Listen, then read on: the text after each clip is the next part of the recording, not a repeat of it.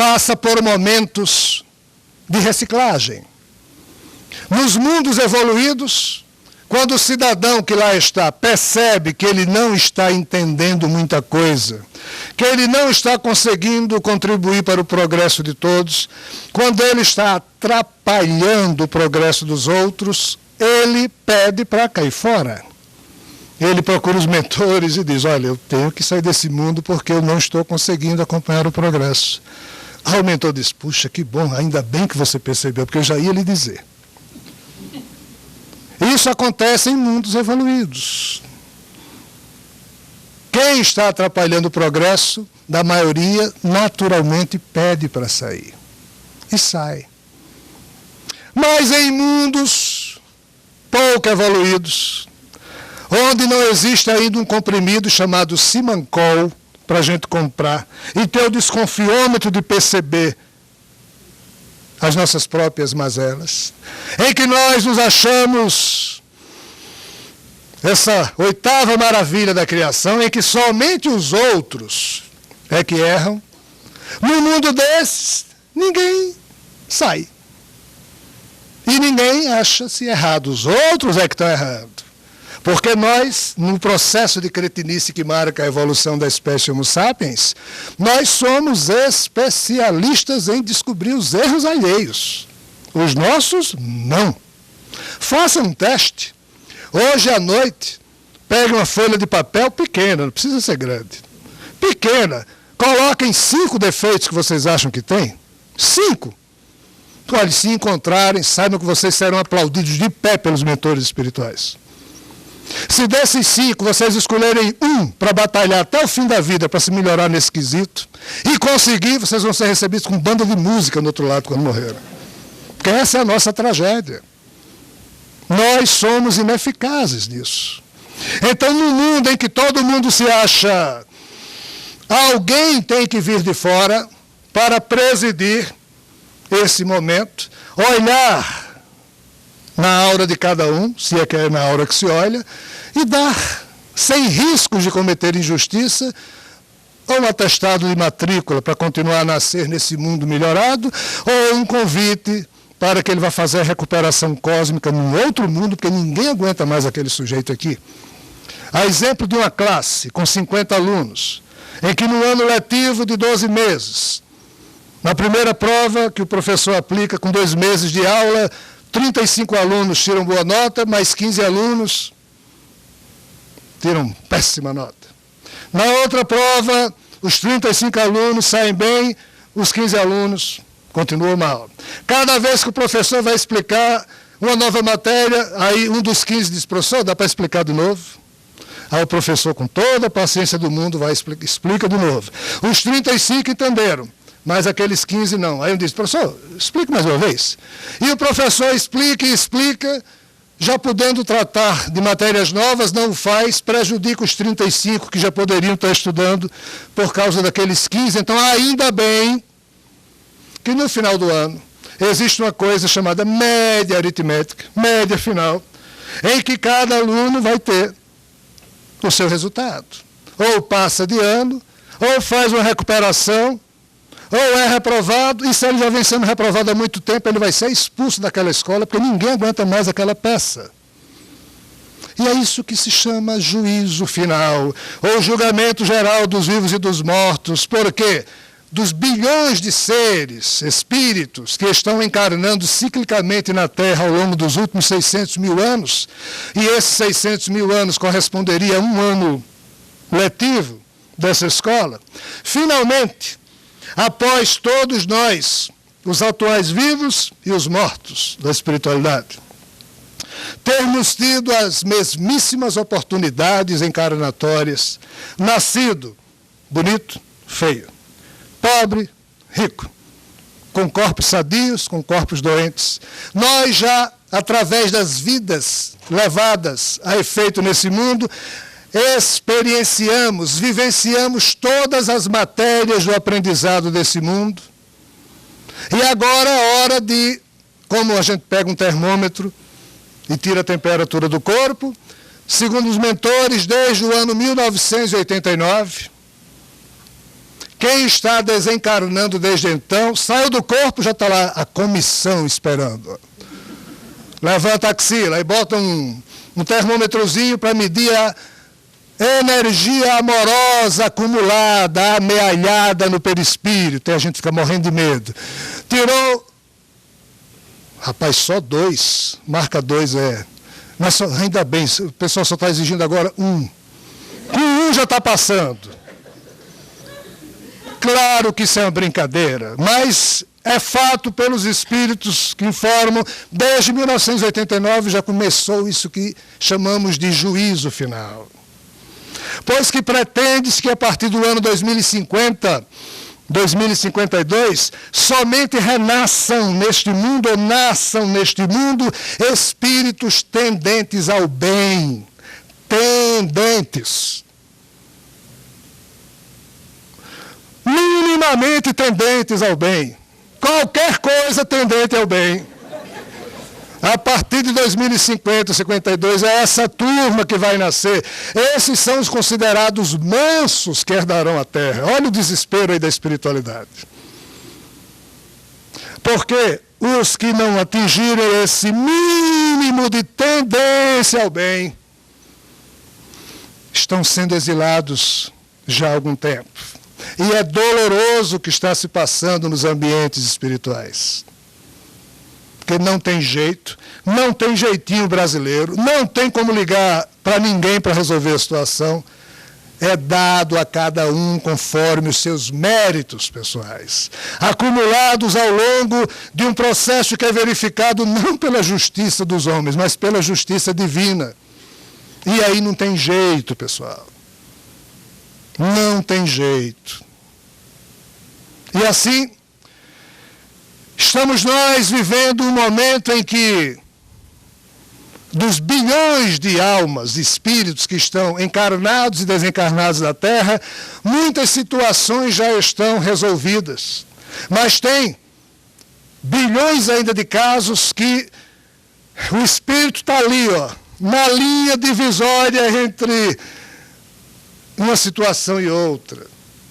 E é de difícil aferição de mérito essas situações. E não é qualquer um, porque não existe esse termômetrozinho que a gente usou de brincadeira, não é assim que funciona. Não é com tecnologia, é com poder mental do circuito amoroso vinculado ao Pai. Por isso tem que alguém em nome do Pai, que é vinculado ao Pai amantíssimo.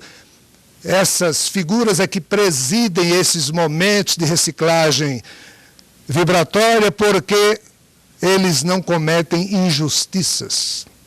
E é por isso que Jesus avisou que teria que voltar no futuro para presidir pessoalmente a separação do joio do trigo, porque nessa parte da galáxia cabe-lhe a função de, em sendo uno com o Pai, dar a sua recompensa, de acordo com as cláusulas do seu testamento, a cada uma das suas ovelhas, conforme o mérito pessoal. E é por isso que ele avisou que teria que voltar, e é por isso que ele está já agendado o dia em que ele dirá oi de novo para os que estão aqui na Terra. Esse processo já começou na espiritualidade. Falta apenas ser repassado o conhecimento desse processo e o cumprimento da sua promessa de aqui retornar para nós, que estamos encarnados, porque finalmente, após muito tempo de isolamento, de convivência com seres extraterrestres, nós seremos reintegrados à convivência cósmica a partir de um certo momento. O engraçado é que nós morremos de medo de extraterrestres. Na verdade, eles são quem morrem de medo da gente. Mas pensem no medo grande. Eles morrem de medo da gente. Por quê? Porque nós perdemos a capacidade para amar. Porque nós nos transformamos nesses monstros que somos. A nossa espécie Homo sapiens é a mais doida dessa parte da galáxia. Mata os membros da própria espécie com requintes de crueldade e com desculpas maravilhosas. Se eu matar em nome de Alá, serei recebido no céu por 70 virgens. Não é 68 nem 74, são 70. Agora, fazer o que com 70 virgens no céu? Tem gente que mata, acreditando piamente que isso é verdade. Esses caras são os cretinos? Não, cretinos somos todos nós, porque nós também acreditamos em outras barbaridades.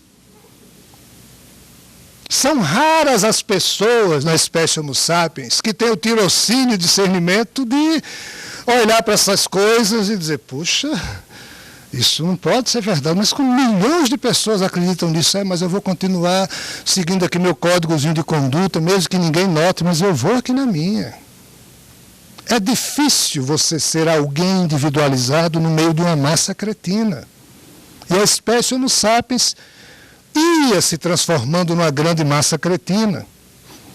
Mas graças à influência meritória de tantos homens e mulheres ao longo da história terrena, os mentores afirmam que, pasmem, mais da metade dos que aqui vivem já é tendente ao bem. Mas lá na nota 1, mas já é tendente ao bem. E por isso, para permitir que essa mais da metade, mesmo com a nota baixa, possa seguir adiante, a parte que não consegue chegar na nota 1 vai ter que sair daqui. É assim que está funcionando. E é esse o momento que nós estamos vivendo. O que é ser tendente ao bem? Jesus, numa certa tarde, conta a mediunidade de Chico Xavier. Encontrando-se com Judas e Pedro enchiam a paciência de Jesus, esperando que ele usasse os poderes que ele tinha para assumir o papel de rei e assim formar um exército de judeus para brigar com os romanos. Aí Jesus dizia, Judas e Pedro, não é essa a minha missão. Nós devemos amar até os romanos. Aí Pedro dizia, não diga uma besteira dessa, a gente tem... Não, mas é verdade, eu vi... Mas, Pedro, Judas, como é que empunhando uma espada eu posso semear o amor? Eu vim a este mundo semear o amor. Aí Pedro e Judas olhavam para Jesus e não entendiam nada do que ele estava falando. Ele dizia, prestem atenção. Aqui na Terra existem 3 grupos. Um grupo pequeno, infelizmente pequeno, formado por homens e mulheres que preferem morrer a ter que matar alguém, que preferem sofrer a ter que causar sofrimento a alguém. Eu mesmo, dizia Jesus, dentro em breve vou dar a minha vida como exemplo disso que ora afirmo. Felizes desses poucos homens e mulheres que, mesmo vivendo como cidadãos da terra, já predicam e praticam as regras de convivência do reino de amor do Pai Celestial. Pena Judas e Pedro que esse grupo seja tão pequeno. Existe um grande grupo formado por homens e mulheres que matam para não morrer, que fazem o mal não porque sejam tendentes à maldade, fazem o mal no momento de disputa, no momento de desespero. Felizes destes que são tendentes ao bem, mas que ainda fazem o mal, pois, afinal de contas, qual o pai de família que, entendo sua casa invadida por bandidos, na tentativa de defender a sua prole, termina, às vezes, matando um bandido desse? Felizes destes que, em sendo cidadãos da terra, vivem predicando e praticando os valores normais do mundo terreno. Estes herdarão a terra. Porém, há um outro grupo também muito grande, formado por homens e mulheres que matam por matar, que fazem o mal por fazer o mal, que fazem o mal porque são tendentes à maldade. Infelizes destes que vivem na terra, predicando e praticando os valores das trevas. Estes estão impedindo o progresso planetário e precisam daqui sair para que o mundo possa progredir. A nota 1 exigida é por isso. E assim, pessoal, segundo os mentores, nós estamos vivendo os tempos em que o nosso amado Mestre Jesus cumprirá sua promessa de aqui retornar. Quer dizer que tudo vai mudar? Não vai mudar nada, pessoal. Mas e aí? Não vai mudar nada. Não será Deus, nem Jesus, nem Bezerra de Menezes, nem Astaxerã, nem ninguém que virá fazer pelo ser terráqueo o que ele precisa desesperadamente fazer, que é criar vergonha na cara, criar um código de conduta, seja ele qual for, e contribuir com as suas atitudes para o embelezamento da vida e do mundo, sem exigir nada de ninguém, apenas de si mesmo. Se a gente quer que esse planeta seja um local honesto, temos que fazer aquilo que Gandhi disse e fez. Transforme-se em instrumento da mudança que você quer ver no mundo. Se você quer que a Terra seja um lugar honesto, seja você o homem mais honesto que você puder ser, independente dos outros serem honestos. E pare de encher o saco dos outros. Cuide de você mesmo e dê seu testemunho. Se você quer que a Terra seja um planeta onde o amor exista, seja você um instrumento desse amor, seja você o homem mais amoroso que você puder ser, mesmo que ninguém seja com você. Essa é a questão. Basta que a gente fique tendente a melhorar-se intimamente. Nós já tiramos a nota que nos permitirá continuar a nascer nesse mundo renovado, e assim estaremos financiando o nosso progresso espiritual. Ele virá nos visitar, afirmam os mentores, mas não ficará muito tempo, porque enquanto ele aqui estiver, nós ficaremos todos esperando que ele resolva tudo. Mestre, trouxe a cura da AIDS? Ele, não. Mestre, e o problema da inflação? Não. Mestre, e corrupção lá no governo? Não diga nem o país, porque o problema é geral, também não é comigo, isso aí cada um tem. Mestre, a tática para o Corinthians escapar? Não tem jeito. Ninguém virá trazer nenhuma mágica, nem fará mágica por nós. O que eles dirão, segundo os mentores, são as novidades de sempre. Olhem, amem-se uns aos outros. Porque você, ou seja, vão repetir o óbvio que já foi dito ao longo de toda a história humana. E vão dizer, olha, tchau, a gente vai ficar fazendo visitas de vez em quando, vocês vão tratando de se melhorar, a partir de 2000... Ou seja, é assim que nós vamos ser vagarosamente reintegrados à convivência com o cosmos, segundo o que eles afirmam. Se não for, pessoal, eu divulgarei o dia do meu enterro, para que meu caixão de defunto receba todas as pedradas. Agora, que eu serei um defunto organizado, eu garanto que eu serei. Porque eu vou levar todos esses mentores agarrados comigo também, para morrer de novo, porque são eles que estão dizendo isso. Bem, eu fico agora à disposição para perguntas e respostas, ou seja lá o que for, em torno desse ou de outros assuntos. O Hélio está pedindo para que eu me dê a palavra, para que eu possa coordenar as perguntas e respostas. E é muito simples. Quem quiser fazer pergunta, levanta o dedo e eu vou ficando coordenando aqui a ordem. Tem microfone? Está gravando, gente. Alô? Alô? Tá falando. Tá falando, Edson? Alô? Agora tá? Tá? Meu nome é Cacilda e eu gostaria de saber se todos presenciarão essa vinda de Jesus ou só alguns? A grande notícia é que, e eu adoro essa notícia, os médiuns estarão desempregados. Finalmente, vai acabar essa coisa de mediunidade da forma como nós na Terra estamos transformando isso. Todos verão. Absolutamente todos. Quem não quiser ver e botar, ainda assim vai sentir uma fragrância envolvendo, porque o mestre fará vibrar o seu coração augusto, de modo a que todos sintam. Mas quem nunca ouviu falar a respeito de Jesus, não tem problema não. Porque do jeito que uma ovelhinha que está lá atrás do monte, quando escuta o seu pastor e toma do canto, ela vem. Esse cérebro aqui pode não conhecer a figura, mas a mente espiritual de todos que vivem na Terra conhecem. Essas mentes espirituais conhecem a vibração do mestre. Porque ele é o pastor que cuida, junto com outros pastores cósmicos, da evolução dessas ovelhas transviadas. Então, segundo os mentores, é do jeito que ele falou há 2000 anos. Que ninguém precisa sair daqui para ali para ver a sua chegada. Pois da mesmo modo como o relâmpago se propaga do Oriente ao Ocidente, assim será a chegada do Filho do Homem. Todos os olhos o verão.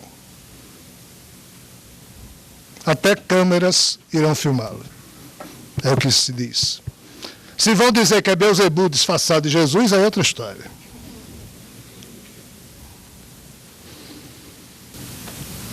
Eu sou a Liane e eu queria saber quem foi Enoque.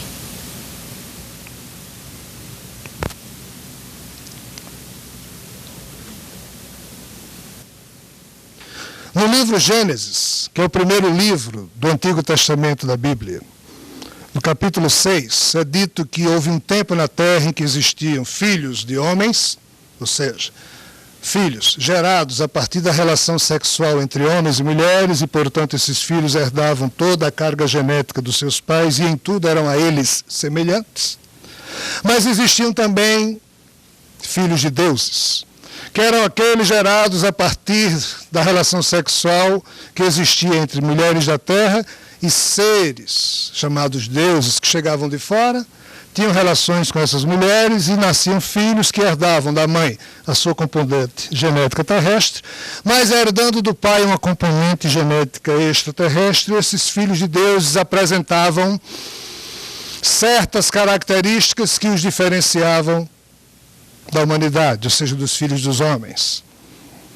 Em todos os livros da antiguidade, essa época em que existiam seres diferenciados na Terra está registrada. E interessante é perceber que no livro que nós conhecemos mais de perto, que é a Bíblia, no livro Gênesis, mais propriamente ainda, o cronista bíblico faz absoluta questão de registrar algumas características desses filhos de deuses. Sob essa perspectiva de análise, os estudiosos hoje consideram Adão não como sendo o primeiro homem criado a partir do barro, mas sim o primeiro protótipo, uma espécie de um primeiro filho de uma linhagem de semideuses. E por isso que o cronista bíblico faz questão de ressaltar uma das características que esses filhos de deuses tinham, que os diferenciavam do resto da humanidade. E aí o escriba bíblico diz: Adão viveu 930 anos. E após ter gerado muitos filhos, aos 130 anos gerou um em particular a quem ele repassou essa componente genética, e esse chamou-se Sete, que viveu 912 anos. E depois de ter tido muitos filhos, aos 105 anos, gerou Enos, que gerou Cainã, que gerou Malalahel, que gerou Jared, que gerou Enoque, que gerou Matusalém, que gerou Lameque, que gerou Noé. Sendo todos esses homens, cujos nomes formam essa estranha genealogia, considerados sob essa perspectiva como sendo filhos de deuses, e por isso que eles viviam muito mais, pois tinham uma condição genética diferenciada da média da humanidade. Eram também, segundo as fofocas espirituais, isso não está na Bíblia, muito mais inteligentes que a média, e todos eles escreveram muitas coisas. Enoque era um desses. E a história de Enoque, segundo a Bíblia, segundo o livro Gênesis, que é o primeiro livro da Bíblia, diz que um belo dia, quando ele tinha 60 e poucos anos, 63, 2 anjos lhe aparecem e dizem: Enoque, faça as malas. Bem, fazer as malas é brincadeira. Se organize, avise os seus familiares, porque você vai ser levado aos céus. Mas depois você volta. Mas depois a gente leva de vez. Aí Enoque avisou os seus familiares, a pessoa não deve ter acreditado, ou naquela época era muito normal que acreditassem, porque naquela época havia o conhecimento de seres que chegavam na Terra e que deixavam seus filhos, que eram um pouco diferentes da média humana. Enoque sumiu. Quando voltou, escreveu 336 livros, contando tudo o que havia visto no primeiro céu, segundo céu, terceiro céu, porque Enoque chamou de céu número 1, 2, 3, até o 10, tudo aquilo que ele viu. E foi exatamente o início da nossa palestra, falando dos 2 fragmentos, dos 2 livros de Enoque.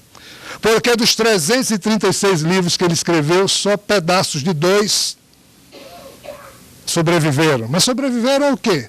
A nossa cretinice. O que é isso? Nós praticamos queimas de arquivo em relação ao passado.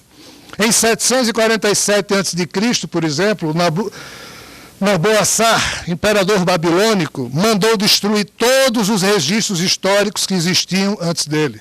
Ele queria ser o imperador número 1. Esse número é complicado, né? Número 1. Ele queria ser o imperador número 1 da história. Mandou destruir tudo que existia para trás, de registro histórico. Entre os anos 221 e 212, na China antiga, 212 a.C., na China antiga, um outro megalômano, membro da espécie Homo sapiens, chamado Xin Shi Huangdi, mandou destruir bibliotecas com notícias de 25 séculos. Por quê? Porque ele também queria que a história fosse iniciada a partir dele. Com os incêndios das bibliotecas de Alexandria, de Pérgamo, de Nínive, que a Surubanipa tomava conta, o fato é que toda essa grande quantidade de obras que explicavam tudo que para a gente hoje parece lenda, foram destruídas pela nossa cretinice. Nossa quem? Da espécie Homo sapiens. Então Enoque foi exatamente um desses que foi escolhido pelo alto para ser através dele ele semear no mundo a primeira grande revelação em relação ao passado da humanidade, em relação a esse suzerano celeste. Enfim, o que Enoque falou há 5.000 anos atrás, nós estamos vivendo agora a sua última etapa. Vamos na sequência. Chegamos aí. Tá? Boa tarde, meu nome é Pedro. Pressupondo-se do que você falou, que Cristo voltará de uma forma material, e que você falou que o ser humano é tendencioso ao medo, essa volta não vai gerar um pânico generalizado? Talvez sim. Mas vamos substituir a palavra pânico por um susto. E vamos substituir a expressão generalizado por quase generalizado. Mas seja lá o que for, essa é a primeira boa notícia que a gente está tendo há milênios. Pânico generalizado é a nossa forma de viver, a gente nem nota. Nós somos loucos e achamos que somos o suprassumo da...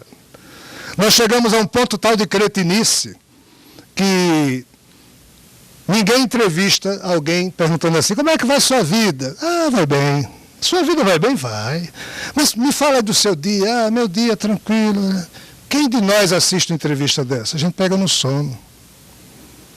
Agora, se eu matar alguém com 29 facadas e arrancar a orelha do sujeito e outras partes do corpo, e eu for dar entrevista, todo mundo assiste. E assiste curioso, prestando atenção, e ainda sai comentando, porque é assunto importante. Quem que assiste aqui um filme calmo, suave, tranquilo? Ninguém. A gente pega no sono. Filme bobo. Agora, quando o Rambo mata não sei quantos, milhões de bilheteria. Nós somos tão cretinos que até a nossa diversão, nosso lazer tem que ter porrada. Muita pancada. Até Tom e Jerry tem pancada, senão nossos filhos não assistem. Porque até desenho animado no mundo de doidos tem que ter pancada. Porque nós somos uma espécie nervosa. Em pleno pânico, existindo, mas morrendo de medo de extraterrestre. Eles morrem de medo da gente. E o fato é que talvez exista um dia, esse dia não está longe, talvez, vírgula, segundo os mentores, existirá um dia, e esse dia talvez não esteja longe, eu acho que essa foi a frase que eles quiseram dizer, é porque eu estrago tudo que eles falam, estrago numa boa mesmo. Em que, conforme descrito no livro do Apocalipse, quando João, junto com um anjo, viu uma cidade voadora, pois que assim ele chamou com as palavras que tinha 1900 anos atrás, uma coisa muito grande que voava, então ele chamou de cidade voadora. E como a maior cidade que ele conhecia era Jerusalém, ele qualificou aquela cidade voadora como sendo Jerusalém Celeste. Genial. Aí o anjo disse, João, vamos lá medir essa cidade, essa Jerusalém Celeste. Ele disse, vamos. Aí o anjo mediu, dava 10.000 e poucos estádios, isso passando para metros, essa cidade voadora tinha mais de 2.000 quilômetros de diâmetro. Qualquer coisa que voa, ou é urubu, avião ou nave.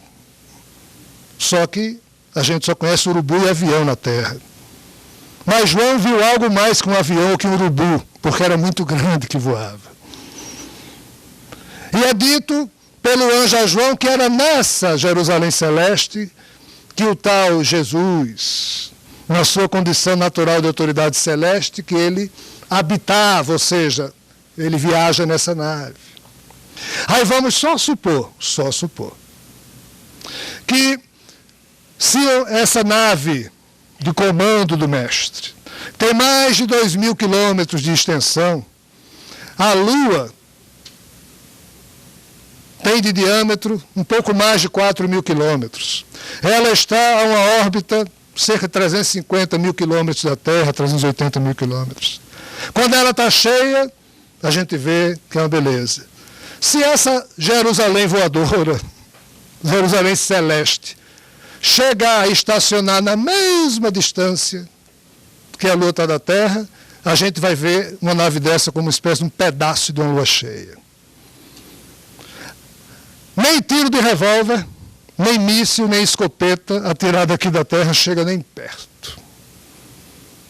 Agora vamos só imaginar que algumas naves dessas, em um certo dia, comecem a estacionar a essa distância, e todo mundo na Terra vai vendo o sinal do Filho do Homem que aparece no céu, e depois vê uma ou duas dessas naves se aproximando por sobre as nuvens.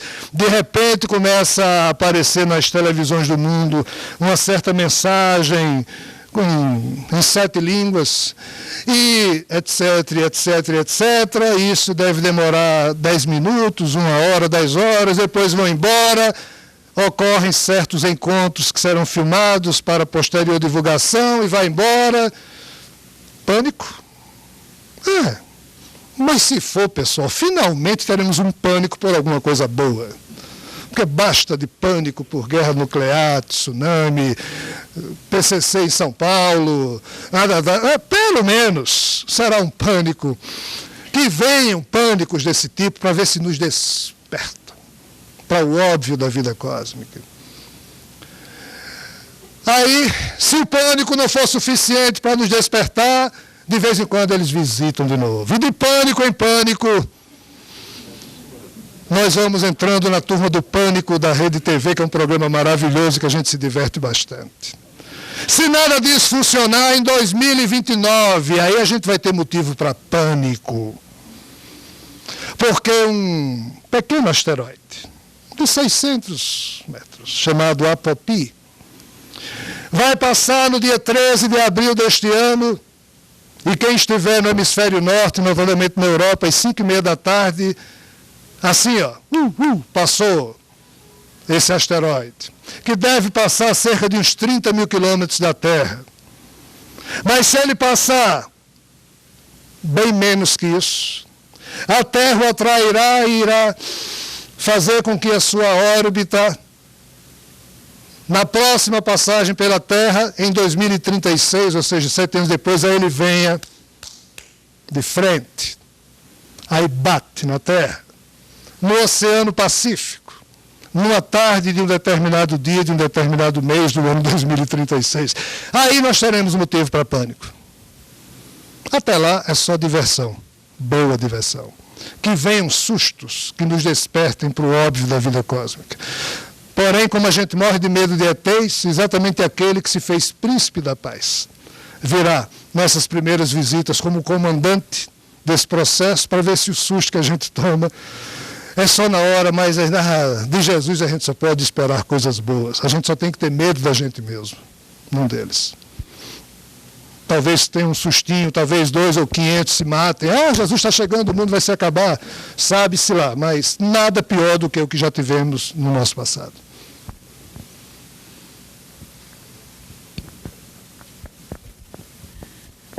Oi, eu gostaria de saber o seguinte, parece que quando a gente encarna, a alma ela tem uma tarefa a ser feita aqui na Terra, mas aí eu não sei como isso acontece.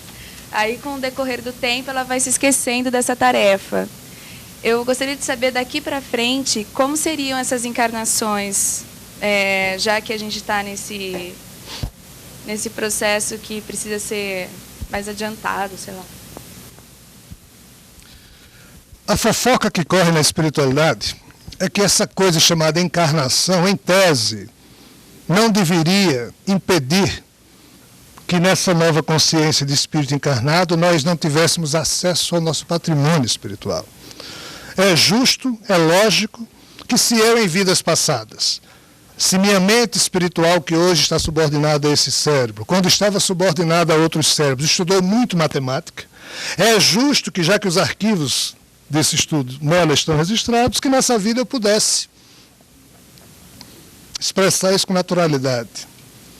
Mas por que é que Deus inventou um corpo cujo padrão primitivo de vibração do cérebro aniquila, fecha, mata temporariamente esses arquivos de vidas passadas e a gente nem se lembra que teve vidas passadas ou o porquê disso? Segundo os mentores, em mundos aqui perto onde ocorre fenômeno existencial semelhante ao da Terra, é normal que se conheça tudo do passado. Naturalmente. O problema é que nós na Terra, até em relação a isso, somos uma exceção.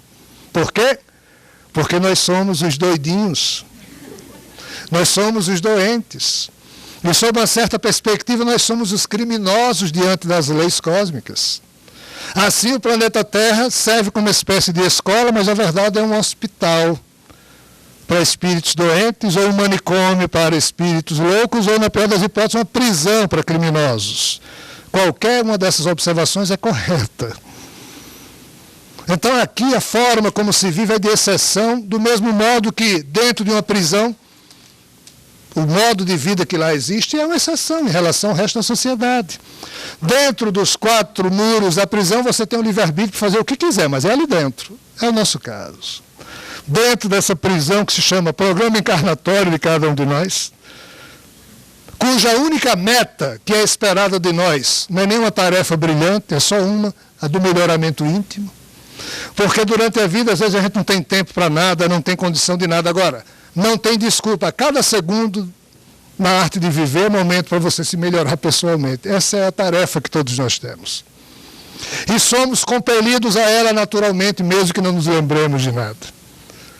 Mas o fato é que, nessa humanidade melhorada, que tem essa nota maravilhosa, 1,1, 1,5, em algum momento dos séculos futuros, naturalmente, nós iremos acessar esses arquivos.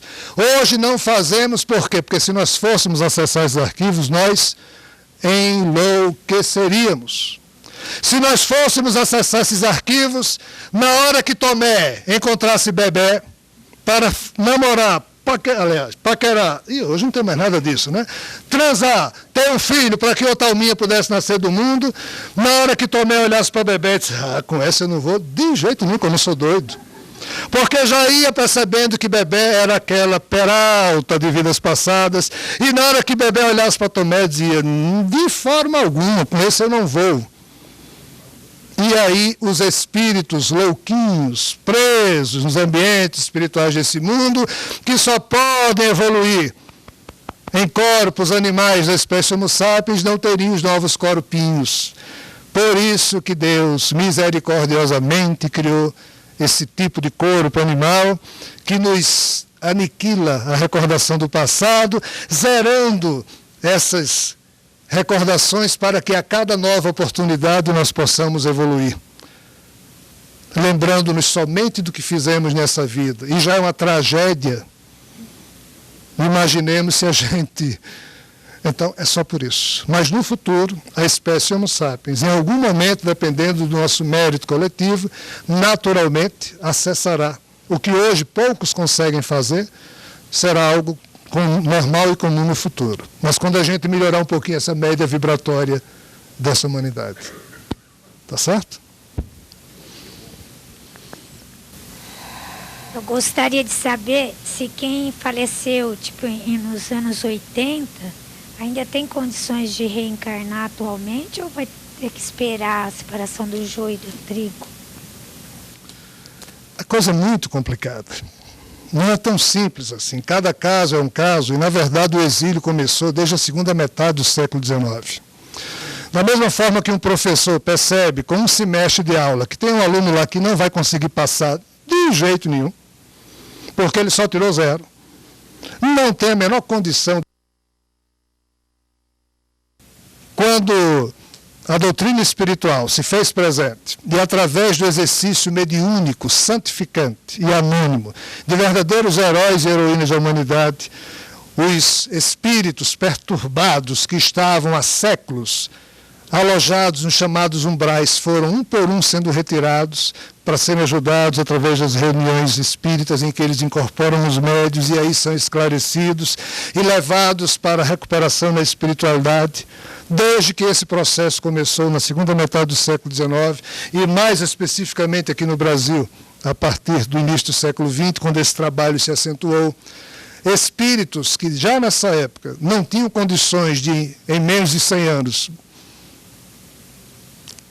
conquistar a média 1,1, já estavam sendo retirados daqui e alojados em determinados cantos. Então, a gente fala assim a partir de 1989, mas é para uma determinada classe de espíritos que essa regra vale de 89. Cada caso é um caso. O problema é que nós não temos mais tempo. O que não foi feito em 600 mil anos não pode ser feito agora. O que ainda está em jogo são para aqueles espíritos que já têm algum tipo de mérito, mas que também ainda têm problemas, que ainda podem se definir naquela direção. O Apocalipse, quando o anjo abre o 7º selo, diz: e fez-se silêncio no céu por cerca de meia hora. Edgar Armand, no seu livro A Hora do Apocalipse, interpreta de forma genial o que significa essa meia hora, que é exatamente o tempo antes do início do julgamento, que é dado a cada um dos que vivem na terra, para que cada um se defina de uma vez por todas se é tendente ao bem ou ao mal, para que cada um se defina de uma vez por todas diante das regras do livro da vida. Assim está escrito no Apocalipse. E que regras são essas? As cláusulas do testamento de Jesus, as bem-aventuranças. Então nós estamos vivendo provavelmente o último minuto desses 30 minutos que representa essa última meia hora que nos é dada antes da chegada do Mestre. Carlos, alguém ali tem... Tem aqui, ali, depois volta lá. Eu gostaria de saber para quando está prevista a volta ao retorno de Jesus e se quando ele retornar, ele vai só fazer com que nós tenhamos uma tomada de consciência ou ele já vai fazer alguns resgates de pessoas que estão aqui hoje encarnadas para viver nesse plano espiritual ou se a gente vai continuar a missão aqui na Terra, como que vai ser essa vinda? Dizem que ele não vai fazer nada. Ele vai só dizer: oi, estou aqui. Eu não sou uma quimera, eu existo. Vocês não precisam mais acreditar. Saibam que não estão sozinhos no universo. Saibam que existe uma família universal da qual vocês fazem parte. Saibam que vocês são cidadãos cósmicos. Saibam que somos todos parceiros de uma eternidade, sócios de um destino. Saibam que a vida na Terra é somente uma página de um livro que cada um de nós escreve. Saibam que a atitude amorosa é o essencial da vida e que vocês têm que se esforçar na tentativa de arquitetar na sua intimidade a arte de expressar amor e ternura. Saibam que, de fato, a vida espiritual existe antes e depois da vida terrena. Saibam que a reencarnação é o processo justo e misericordioso que o Pai legou a vocês para poderem evoluir. Tchau. E vai embora.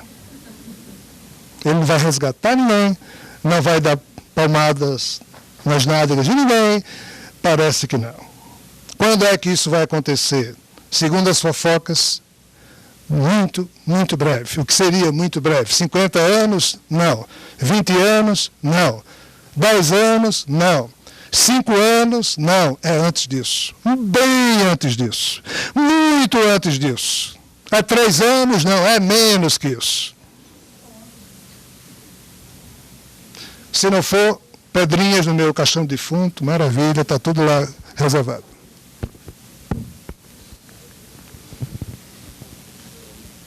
Meu nome é Eduardo e eu gostaria de saber a respeito, quando nós fomos aprisionados, encarnados há 600 mil anos, na forma de Homo sapiens, se essa forma foi criada só para essa encarnação, ela é sucessiva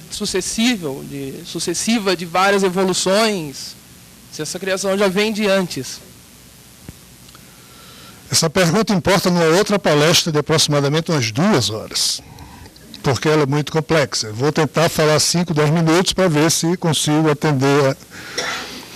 Há cerca de 600 mil anos, houve 2 tipos de chegada de seres de fora na Terra.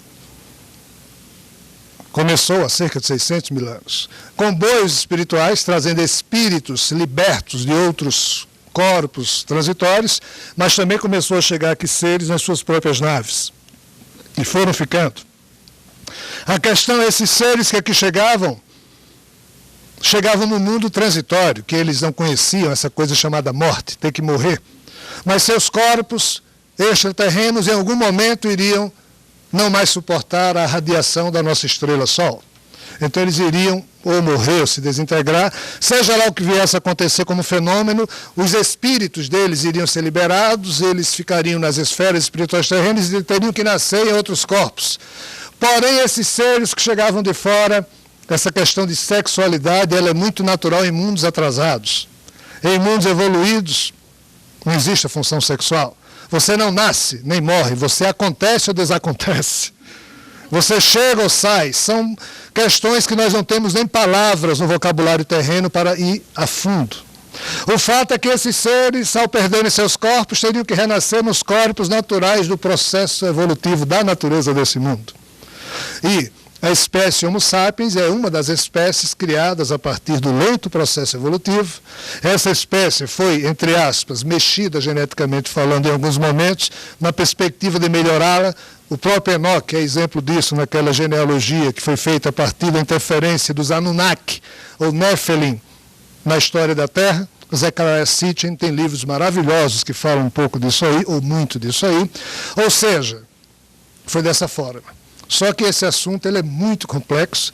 Se nós fôssemos falar disso, seria uma outra palestra. O fato é que hoje, ou seja, hoje não, o fato é que quando Jeová, como assessor do mestre, expulsou todas as equipes de piratas extraterrestres que estavam postos na Terra e ficou a espécie Homo sapiens sozinha para definir o futuro desse planeta, para a espécie Homo sapiens convergiu todo um conjunto de origens interplanetárias distintas, e hoje, nessa espécie Homo sapiens, existem espíritos oriundos de milhares de origens planetárias diferentes, todas encarnando na Terra, e é por isso que para essa espécie Homo sapiens a bateria de toda a imprensa cósmica volta a sua atenção, porque aqui na Terra tem afetos da alma de muitas famílias cósmicas.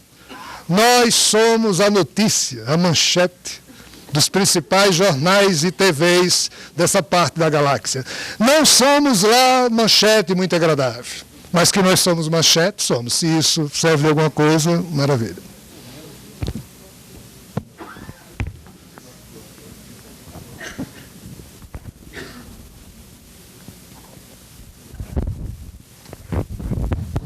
Boa tarde. Só queria saber se o livre-arbítrio é uma prisão.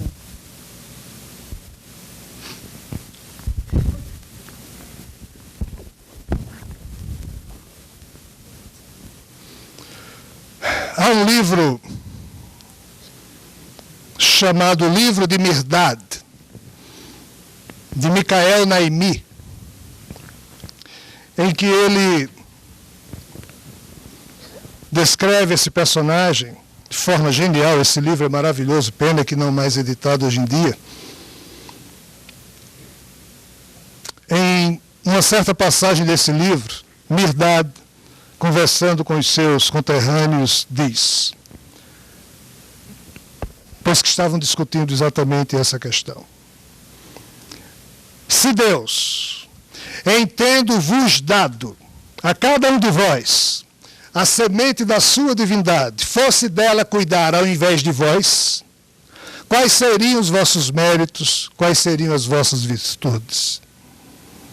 Vamos agora colocar na voz passiva. Se Deus, em tendo-nos dado a semente da sua divindade, já que o espírito de cada um de nós é essa semente da divindade, já que temos geneticamente toda a herança que ele nos deu.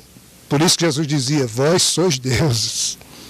Só que dorminhocos, mas sois deuses.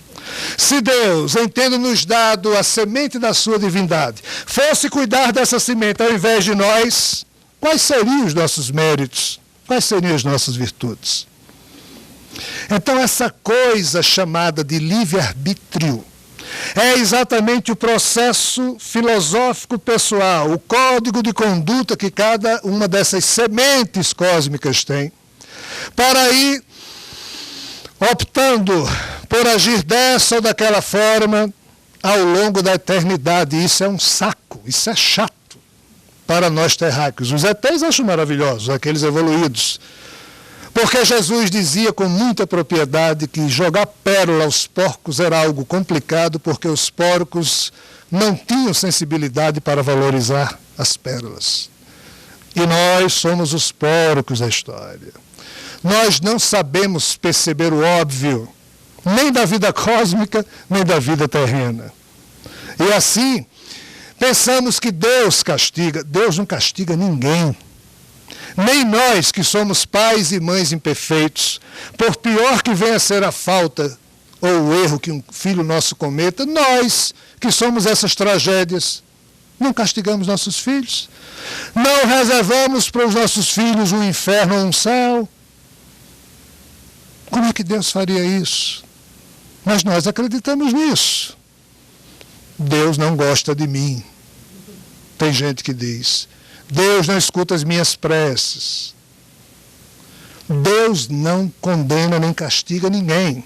Mas na hora em que nos fez a sua imagem e semelhança, Ele nos deu o poder de sermos também deuses. Nos deu a herança dos seus atributos na arte de pensar, de sentir, de criar, de amar e até de destruir. Somos deuses. E no usufruto de podermos existir, aparece o livre-arbítrio como sendo a nossa atitude filosófica diante da vida cósmica, e no uso desse livre-arbítrio vamos optando por essa ou aquela opção, esse ou aquele caminho. Na medida em que vamos existindo, aí sim, nós acionamos os mecanismos dessa tal legislação cósmica, das leis que legislam sobre o mérito evolutivo dos seres pensantes do universo. O homem já conseguiu decodificar, através da percepção das ciências exatas, as regras que servem para calcular a trajetória doida dos elétrons em torno do núcleo atômico, as trajetórias dos planetas ao redor das estrelas, pois as ciências clássicas, exatas, tipo matemática, física, já fazem com que o homem possa calcular aonde a Terra estará na sua órbita no dia 27 de outubro do ano 2344, às 14 horas, 22 minutos e 37 segundos daquele dia. E o homem não erra, porque ele já conseguiu medir, ele já descobriu como é que se mede a trajetória da parte não pensante do universo. As ciências refletem exatamente essa percepção do homem. Mas qual a ciência que diz aonde eu estarei daqui a 17 dias, às 14 horas e 20 minutos da tarde? Depois você está morto. Qual a ciência que explica, então, a trajetória dos seres dotados de livre-arbítrio, seres pensantes? É aquilo que os hindus chamam de leis de causa e efeito, ação e reação, e que nós, ocidentais, que achamos os hindus uns doidos, porque somos os porcos da história, não sabemos perceber o valor profundo que há muito tempo vem sendo semeado continuamente na Índia, nos Vedas, nos Upanishads, no livro do Dharma, no livro de Manu.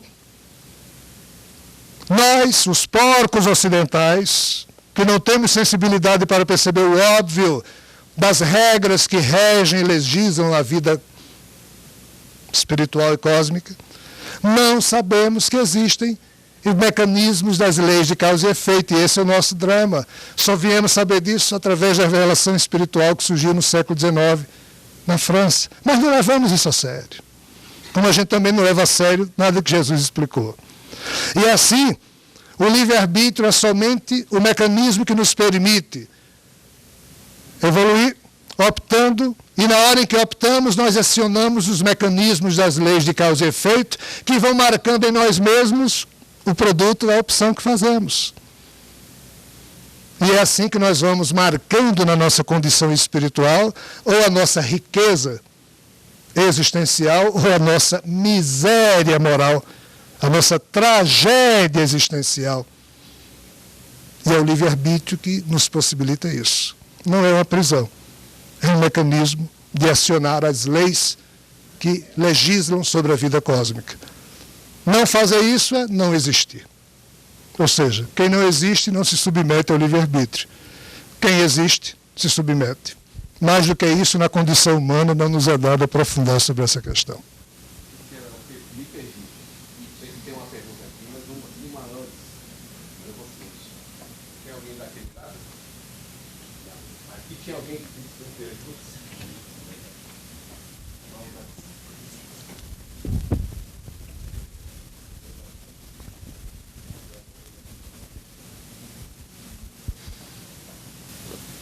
Eu gostaria de saber por que houve a necessidade dessa classificação dos evangelhos em canônicos e apócrifos.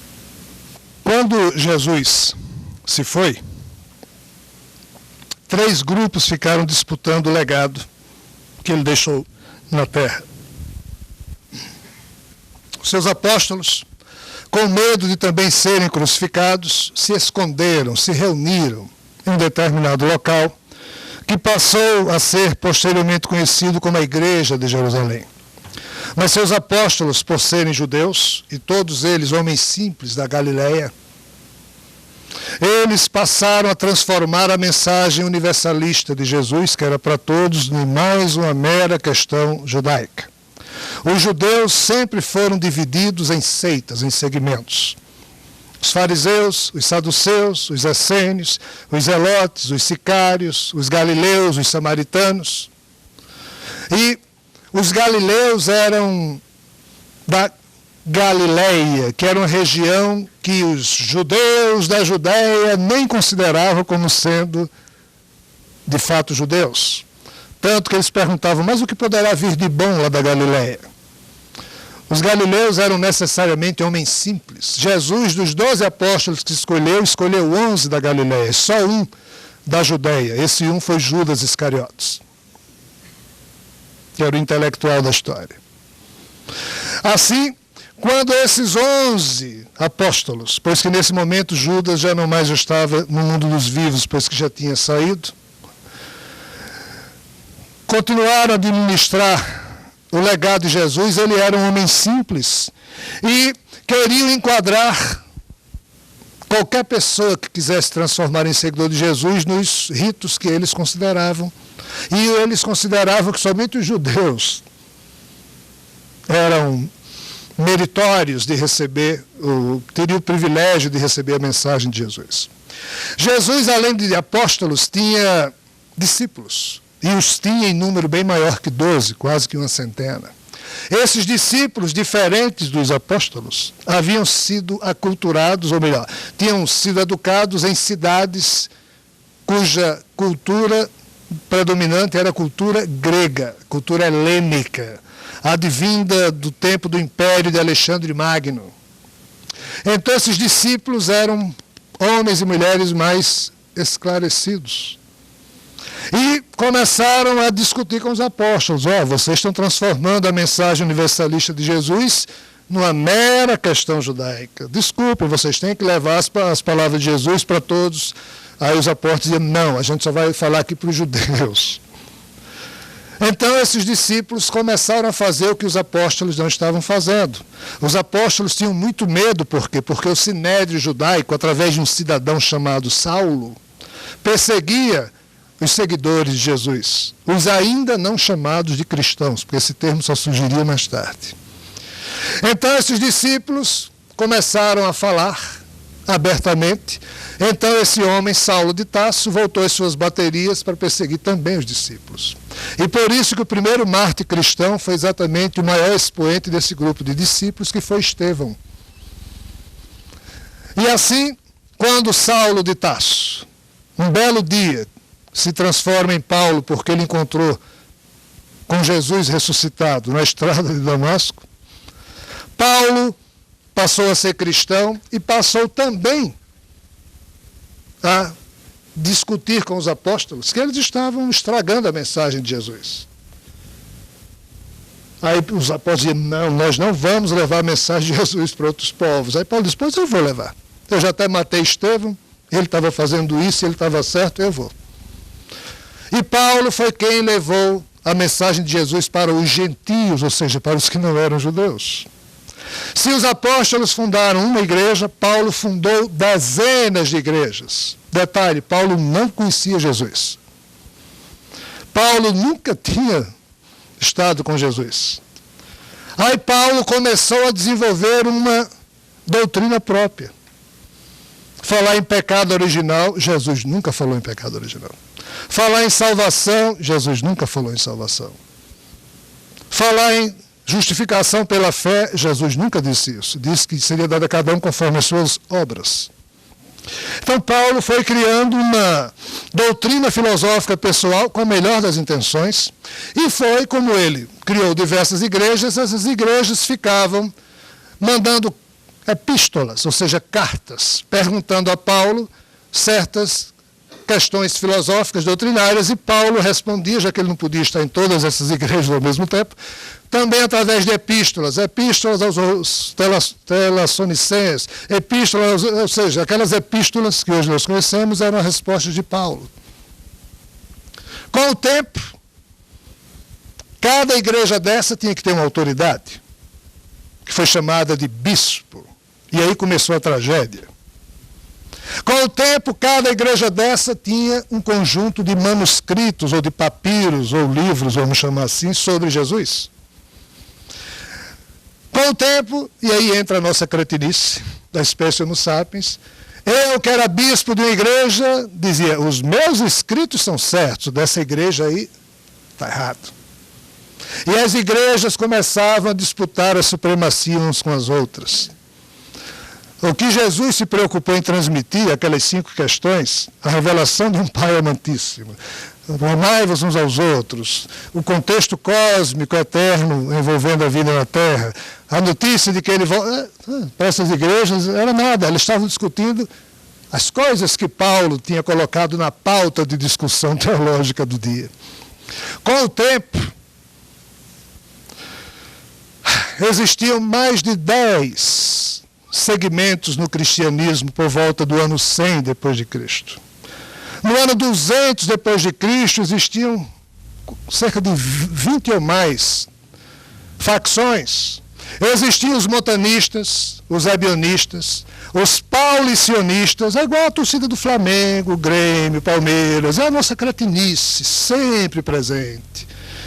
Os gnósticos, aí os ebionistas diziam, não, desses evangelhos todos que estão por aí, só o de Lucas é verdadeiro, o resto é... Aí os montanistas diziam, não, só o de Mateus é que vale. Mas o problema é que eles não ficavam só na discussão, eles matavam uns aos outros. Cristãos. E o interessante é que todos eles continuavam a ser perseguidos pelo Império Romano, que a todo custo procurava destruir os cristãos. Chegamos assim ao século IV. O cristianismo com diversas seitas discutindo coisas importantíssimas. Ninguém estava preocupado com o que de fato Jesus ensinou. Aí um homem muda a história, chamado Constantino. Porque em 318 depois de Cristo, Constantino vê uma cruz no céu. Disse: esse é o sinal do Filho do Homem. E sua mãe Helena, que era alguém muito inteligente, também se converte ao cristianismo e mãe e filho transformam a religião cristã de